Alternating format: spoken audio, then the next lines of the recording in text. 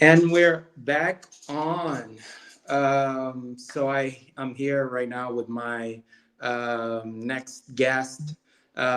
He that is the guy who's making the waves in Namibia. I just came out to know him in a few days ago. Tutaleni, it's also actually a local organizer of Game Jam Plus in Namibia, and he has been doing a lot. And I want to know more about what he's doing in Namibia. Like Namibia and Angola are brother countries. Like we share the same borders and we want to unite in terms of video games. Like we want to know what we can do there. If we can already, I'll also like I'm very sketchy, and I want to know if in Namibia we can study already video games. With you, the man, the myth, Tutaleni Ilonga. How you Okay, doing, man? good, good, good. How are you, Marcelo? Thank you, man. I'm great. I'm great. Yes. So there's the question. Like right away, I want you to introduce yourself and tell us a bit of what Tutaleni has been doing. Okay. So my name is Tutaleni Ilonga. I am the co-founder of EduGame Namibia, which I co-founded with three other friends, which is an innovation hub that focuses on specializing, uh, rather creating a sustainable environment around game development, not only in Namibia but also in Africa. Which is why we have an academy at the moment that teaches kids how to create their own games, and we've also relatively started doing workshops for adults where we just try and teach them different aspects, not only of gaming but tech in general. I do have a personal company called Pure Life Entertainment, PL Entertainment. So that's a company that creates games, and so far, the games that we've created, uh, they they sort of range in things like we created a music game because I used to do part-time DJing, and it's something I want to get back into because I'm just really a fan of music. And then we also worked on a game called Explorium, which is nominated for the Fakugezi Festival Awards, which is one of the biggest gaming uh, tech and innovation awards in Africa. So, um, with that being said, yeah, I really, really, really I really want to see how Angola and Namibia can work together, because one thing that we do is that we do try and do partnerships with businesses and with um, countries from different areas, just so that we can work together on activities and we can create a cross-border thing. And I'm very keen to see how our partnership or relationship can go off. If we can work on anything that would allow us to obviously unite Angola and Namibia, because Angola has been a brother to Namibia for a very long time. And I think it's time that we work on that relationship as well. Yeah, yeah, definitely, definitely. Because what I've seen, the thing is that Angola, not just Angola, but also Namibia and a lot of African countries, there are a lot of similarities between like the reality that we live in.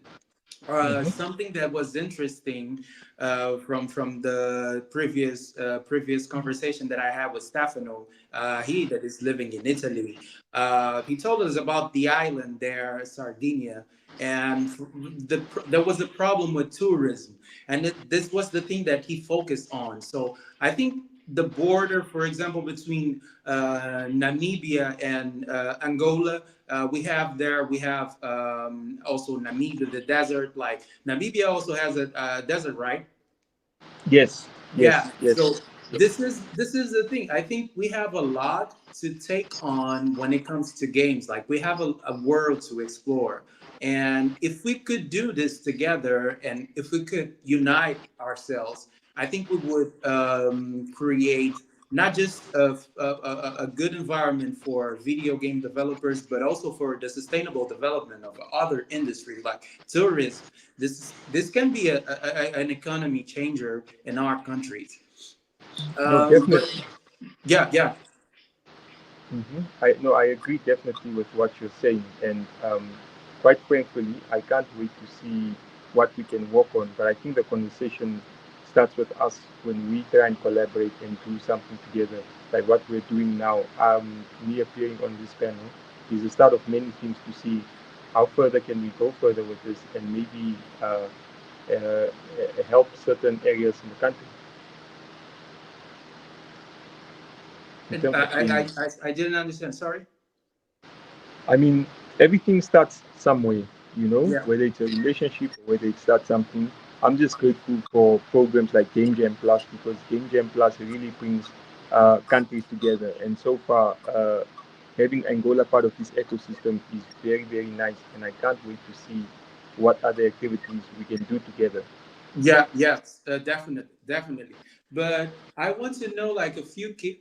There are a few key things that I want to know, and I think this is also a question of everyone that is watching us right now and will watch us in the future. Like, what it's done and has been happening with game development in Namibia. Like what you guys have in the game development, like there are small communities, there are schools that also already teach, for example, for people who want to follow a degree in game development, how is the education, how is the professional field, if there are a lot of studios, if this is a sustainable workplace environment. Like, I want to know things like this from Namibia. Okay, so in terms of sustainable, the environment in Namibia is not as sustainable at the moment in terms of gaming, because we only have about 3 million people in the country. So it makes it difficult for it to be sustainable. So what we ended up doing was, we ended up saying, okay, so since we can't we can't sustain Namibia, we sort of have to start by teaching the kids how to create their own games, and then in turn maybe in the future this can maybe allow a lot of the government operatives to come on board and do a lot more in terms of gaming and just supporting us. So at the moment the environment is not sustainable, but there's hope into it because we are really pushing it, and we're really pushing it to get the results that we need. Yeah, definitely. It's a thing to grow with. I think we have space there to walk in hands, and like I think we have a lot of space to do things. Right now, like it's this like this is the first time that Namibia is participating on a game competition worldwide. No, no, no, no, no, no. We've been part of Game Jam Plus for maybe 5 years now. 5 years. So yes, so for us it's not the first time. It's maybe the fifth or sixth year now. And Juliana and Ian have been very supportive in terms Ooh, of this game development in Namibia. Because if it weren't for them, I don't think we would have gotten the level of support that we are getting, just not only in Namibia, but also from countries like Nigeria and yeah. South Africa as well. The support in Namibia is strong, but it's not as strong as we believe it can be. Because, Wow. So that what this is the fifth or sixth edition from Game Jam Plus in Namibia, yes, and how is the? I know that this is a little bit hard to talk about hmm because like in a lot of African countries this is a problem. But like, how does it like feel for institution in terms of its institutional support? Because you told me that Namibia has been getting a lot of support. For example, you guys that organize Game Jam Plus there are getting a lot of support from Game Jam Plus Global from Brazil, and I want to know, like, in within your country, what is the institutional support that you like, the attention that you get from it? hmm What's the support? Is it Yeah, locally or internationally? Locally, it's not as strong as we would want it to be, because I feel like we've done so much that, if more support, especially financially, can be poured into what we're doing, we can really we can really scale up Namibia.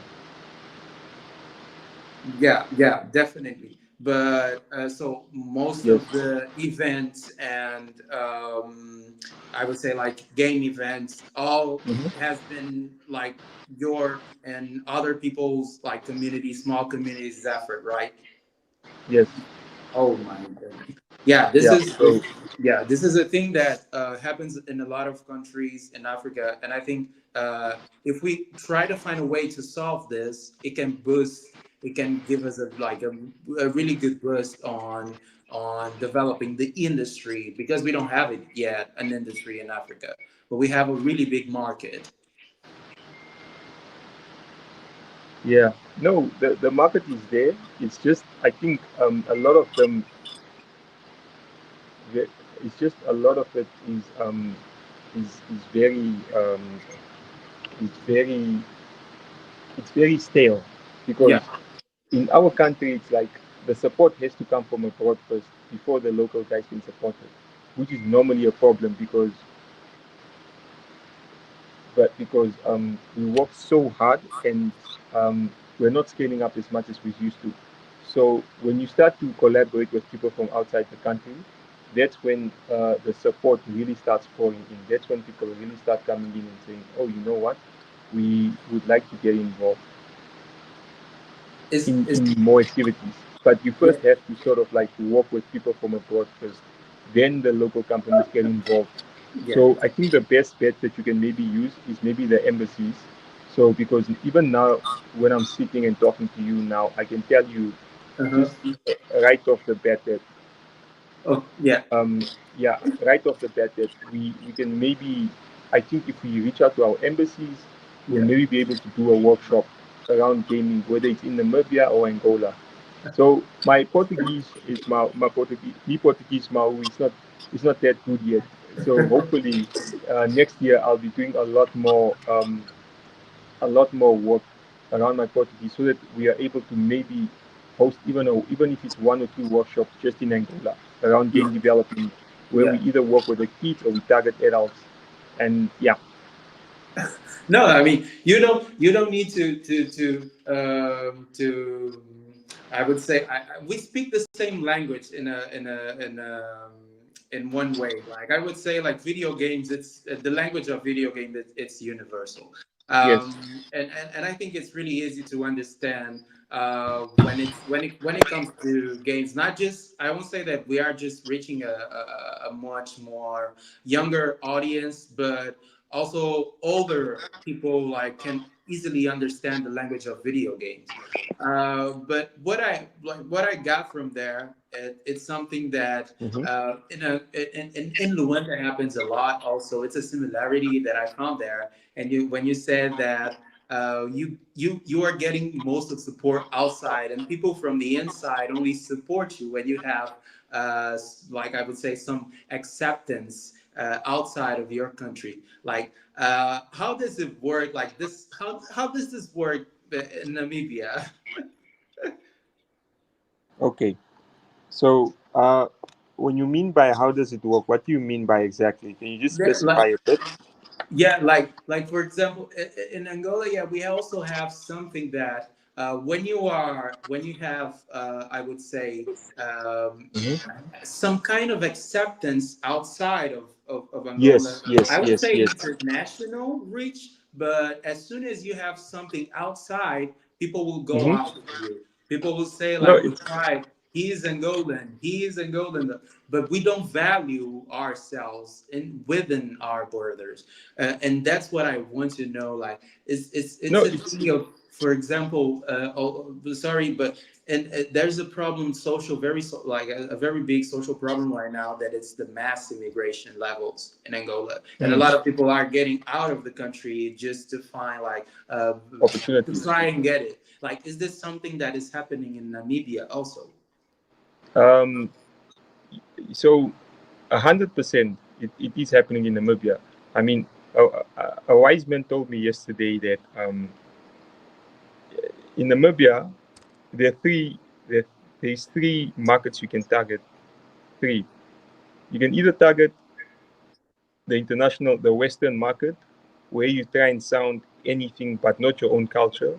Yeah. where you might face rejection from the local people 90% of the time, or you can be local, meaning that you can create something that focuses on uplifting the culture and something that Namibians can focus to, or you can do the African way, where you can develop something that focuses on African market, where both locally and African will come for your product.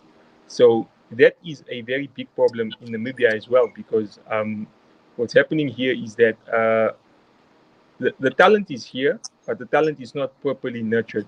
And Yeah. there aren't enough programs outside of what we do around gaming, as well as maybe NESA and the other communities, but they're more focused on esports, where they try and have esports communities happening. So because of that, a lot of people find themselves leaving the country because um, the the institutions here, they don't really trust the local talent, because in our country it sort of depends which circles you come from. Do you come from a rich circle, or do you come from an upcoming circle?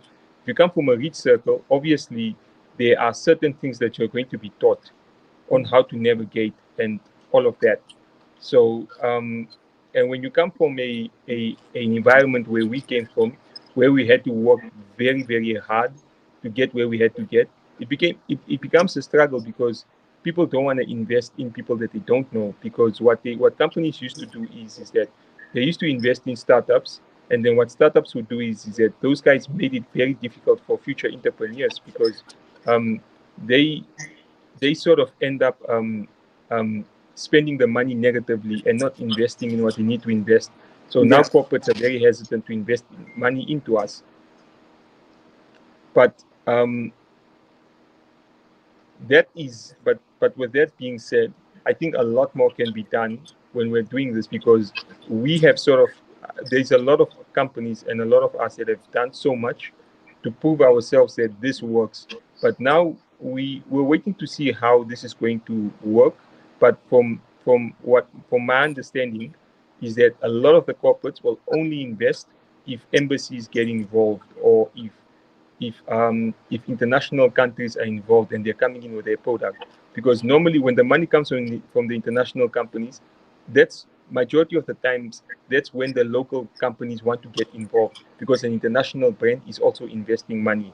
So, and unfortunately, you also need to know people from a different ecosystem to just help you get there, whether it's in the corporate or it's in other areas, because if they because it's really about networking as well.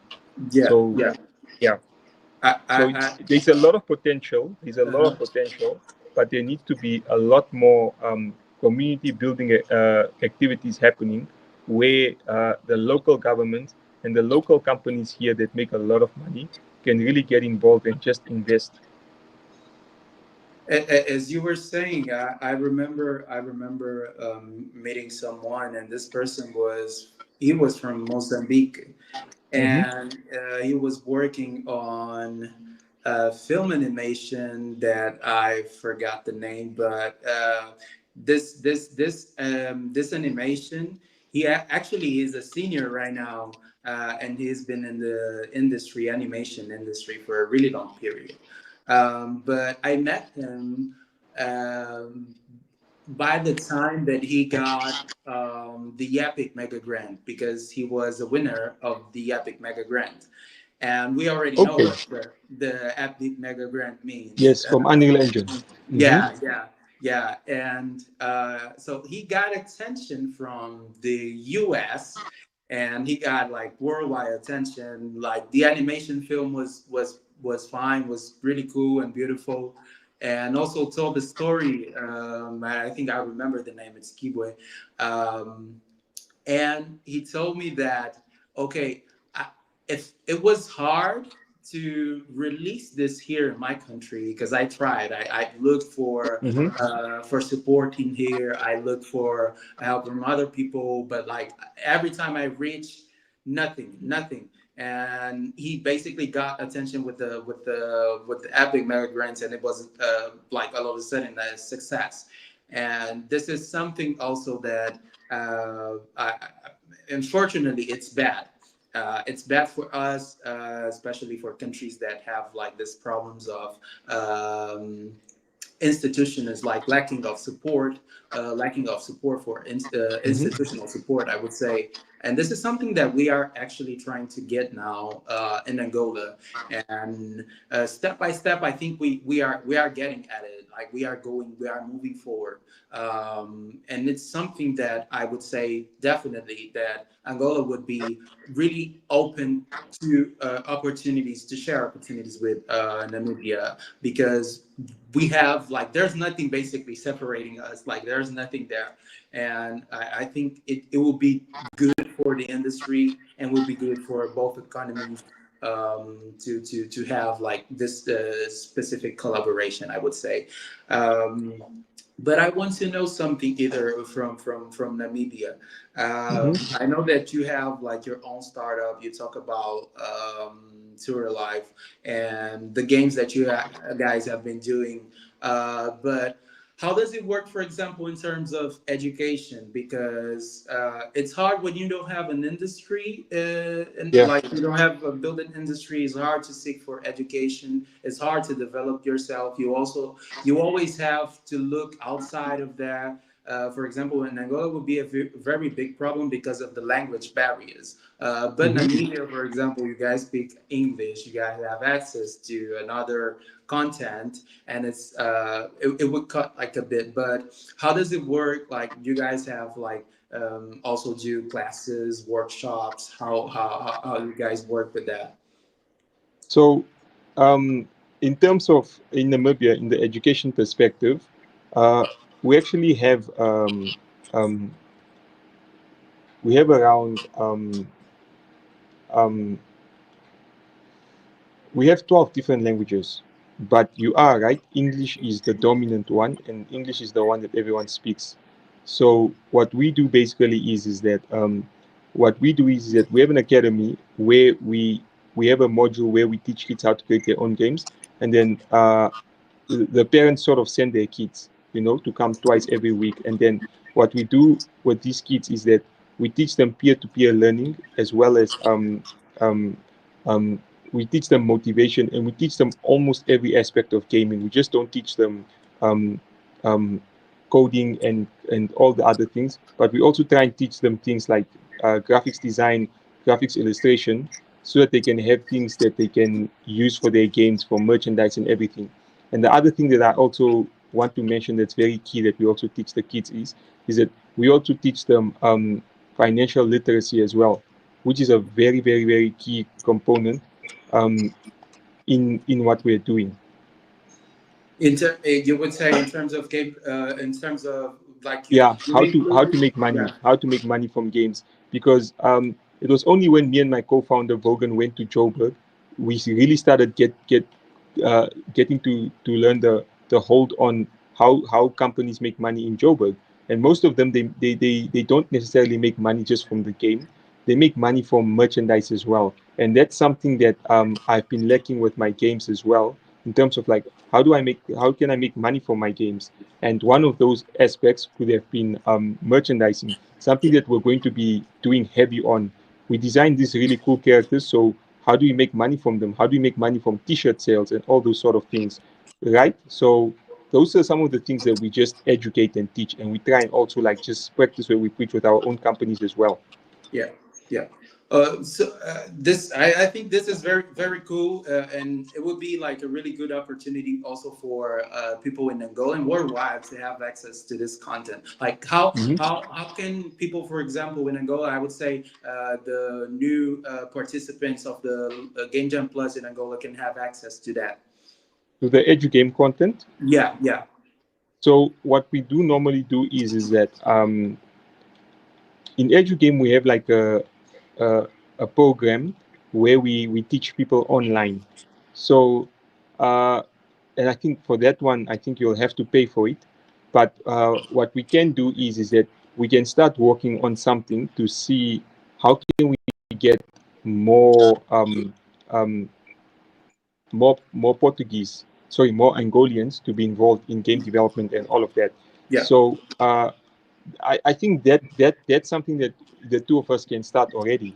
For example, we have participants in Namibia that worked on Game Jam, and also you're going to have participants from Angola as well. So how do we so the thing can now be like, how do we organize something where both of us can maybe travel and we can do a combined workshop together? Because having more Angolians take part in EduGame Namibia is something we look forward to. Having something like EduGame Angola or EduGame Luanda is also something that can definitely work, because what makes it so special is that it unites the borders and it unites the two countries as well.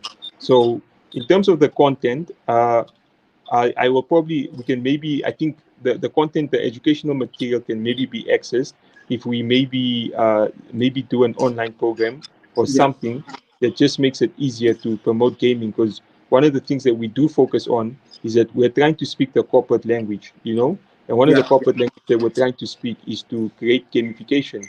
This is using games to solve issues around you, and then we can look at maybe seeing what games can we work on for certain corporates in Angola and for some in Namibia as well. Yeah, yeah, definitely. And you touch like a key point. For example, in Angola, I would say we have institutions like ISPTEC, that is I would say the biggest technology institute in Luanda. We have also INAPAM, that is it's a company that supports a lot of startups. We have Founder Institute. We have institutions like this, and they Mm-hmm. have like the resources, and they're actually there are partners on this Game Jam Plus edition in Angola, and they have the resources to allow us to do things like this, and they are very interested in finding solutions right now.